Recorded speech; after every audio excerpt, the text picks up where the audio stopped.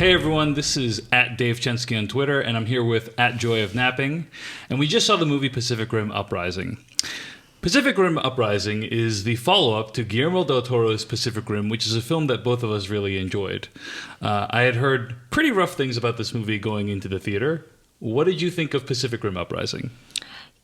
I'm not sure I saw a movie. I saw a series of images and heard a series of sounds, but I don't actually know what happened. I found it more and more bewildering as time went on. Let's level set that although we both liked the first film, I did not expect the sequel to be as good as the first film. So as we were walking in, I was like, hey, Dave, just so you know, I saw G.I. Joe twice in the theater because I thought it was such a good sit. And I saw G.I. Joe 2 in the theater as well. So I was expecting something probably a little better than that, but nothing more than sort of a fun, easy Saturday movie.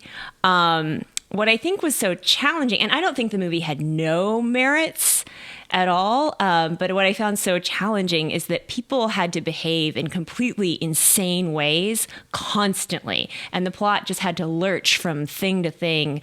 And so I think even at like a concept or script level, it was like really profoundly confusing, and then everybody's sub-choices from there were also confusing.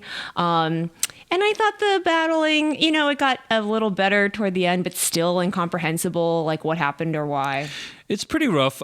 There's a ton of different plot lines going on, none of which really fully lands. You got John Boyega playing Jake Pentecost, the son of Stacker Pentecost, who is not like his father, as he tells us in the first few lines of the film, and then is recruited to become a Jaeger trainer person. Even that, I don't want to get into spoilers, but is he recruited? It's very strange why it is a very bizarre set of circumstances would want that to happen, but yeah. So that's weird. Then you have all these young cadets in this military school training to be Jaeger drivers and pilots, and it feels like they're supposed to be this bond that builds up between them. The movie's supposed to make them feel like family, and like you're experiencing this growth with them. Never happens. Charlie Day's back from the first film. His name is Newt in this film, right? And Vern Gorman is back. Yep. And so they have a interesting kind of subplot. And they're among the better parts. Well, speaking of the better parts, Pacific Rim is a film that was not really a great performer at the box office, but was salvaged by a great performance at the Chinese box office.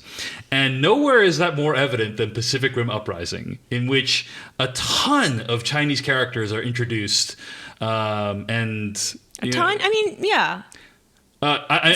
Several Chinese characters are introduced. One of them was a cadet. I saw tons of Chinese people in this movie. That's all I'm saying.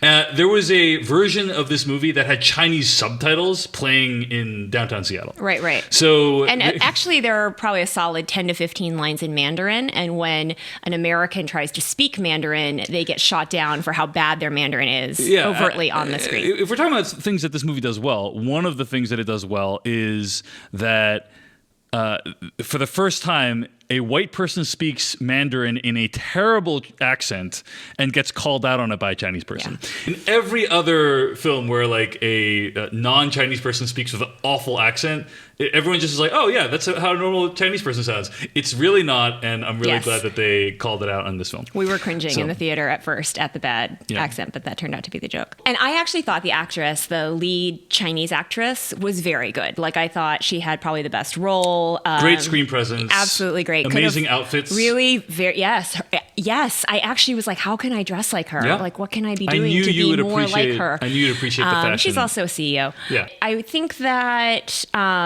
I kept hoping that she would sort of take over the movie.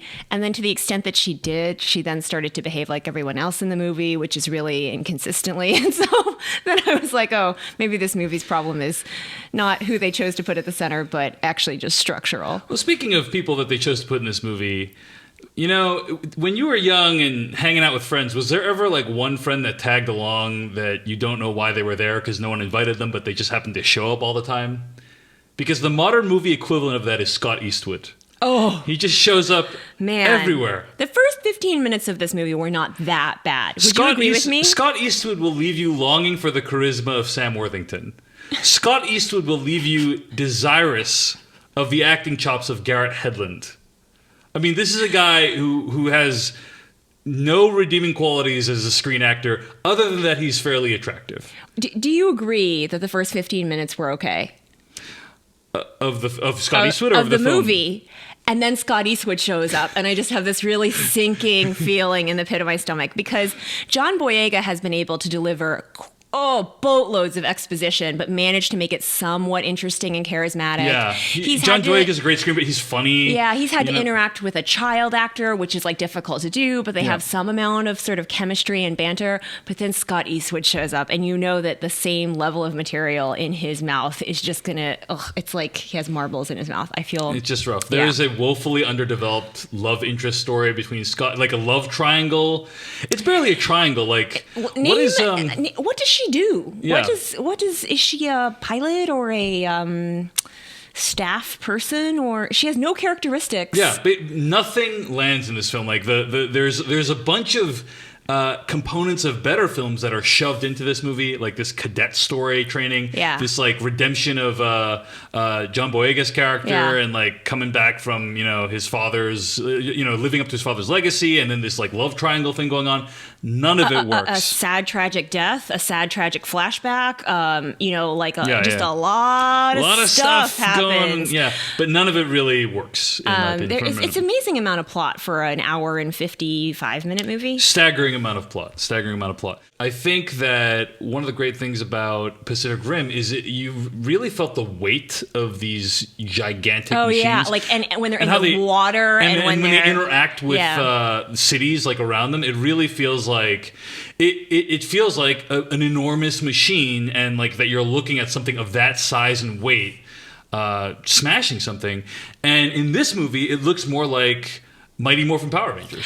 Okay, on the plus side, they do keep one of the things that was like really interesting to me just conceptually was like the drift compatibility part of Pacific Rim. And so how in order to be a kaiju pilot, it requires at least 2 pilots, and they have to have a certain degree. They have to be like you and me. Totally drift compatible. When the 2 pilots are moving in unison and sometimes slow-mo or like having to do these really physical things, like I still think that looks really cool. It does look really cool. And so basically the things that this movie does really well are things that it carried over from the first film, which is the drift compatibility, which is you basically need 2 pilots in the ship like doing the same exact motion, time, and then there's like holographic representations of the world like whizzing by them. That is pretty cool, but it was developed in the first film. Like, this movie carries that on. But that still had a physicality to me that the other external CG did not. Correct. On the other hand, I found it very confusing whenever anybody was battling anybody, like what the rules of engagement were. Like, it wasn't clear to me how you kill. In the first one, there's a mystery. Like, how do you kill the kaiju? We don't understand. We've tried this, and then we've tried this, and we're going to try this other thing. In this case, people would just sort of randomly continue to do things that I thought they had just said were definitely not working and were actually going to backfire. And so at one point, I sort of looked away for a moment, and I look up and they're trying again, and I'm like, why are they suddenly winning? I feel like nothing has changed since the last time I looked at the screen 1 second ago. So I felt like the whole science, quote unquote, behind it was very poorly established. Yeah. On that note, I mean, going back to the performances, I mean, I think when I'm thinking through why this movie was such a failure compared to the first one, one of them is the look of the film, look and feel, right? That's the biggest one. And the second one is just the performances. The actors are just not at the same caliber. You have, in the first one, you got Idris Elba, you got Rinko Kikuchi, you got Charlie Hunnam, who I actually like. A lot of people don't like Charlie Hunnam, but I like Charlie Hunnam. And then in this movie, you have John Boyega. Who's fine. You have Scott Eastwood, who's not so fine. And then you have the actress that plays the little girl. I thought she was actually okay. She's okay. But it's just not the same caliber as... You actually have the same Japanese actress. Yeah, I mean, she's not in that much of the film. Right. So, like, on a performance level, it just... I don't want to have spoilers. No, we should have spoilers. Yeah? Let's have spoilers. Starting now. There is a really meta moment for me where John Boyega says, I am not my father's son, and he gave this amazing speech in the first movie. But now is my time to make a speech, and I'm not going to give you a speech because I'm not good at speeches, but here's a speech anyway, and boy, is it rough. It's pretty rough, and like he's just saying, "I'm not Idris Elba. Don't compare me to Idris Elba." And by the way, here's something to make the comparison really easily and unfavorably for me. Here is like the equivalent of the Independence Day speech in the new movie versus the Independence Day speech in the first movie. Like that is how bad it Independence is. Day, what is it? Resurgence or whatever it is? Resurrection, yeah, maybe? Who cares? Redux. I mean, the last 30 minutes of this film is just complete nonsense. What about the part where Mako Mori's in a helicopter that's going down and she keeps futilely hitting an iPad for some reason, and it turns out she's trying to send a message map? that breaks the whole thing open. Yeah, it's a map of an island, but when they look at it, they go, "Is that a kaiju?" Because they're so. Like she was trying to send an image, I guess. It's also like, why didn't she send the image earlier? Why didn't she send GPS coordinates? And like, what did she know that made her send that? Never explained.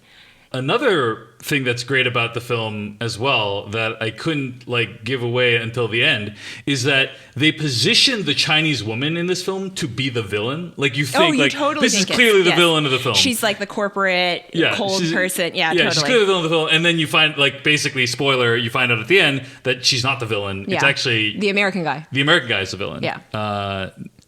For those who haven't seen the film, Charlie Day.